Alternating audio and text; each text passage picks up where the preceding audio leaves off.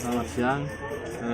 Pada hari ini saya ingin berbagi tips kepada rekan-rekan semua terkait dengan protokol kesehatan dalam menghadapi mencegah menularnya penyakit COVID-19 yang saat ini mungkin masih dalam kondisi yang sangat fluktuatif, bisa menurun, bisa naik.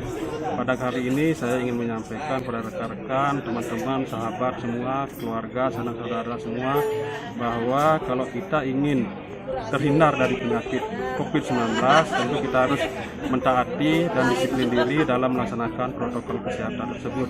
Apabila kita berada di luar rumah, saya anjurkan, saya sarankan agar berdisiplin untuk melaksanakan prinsip 3M.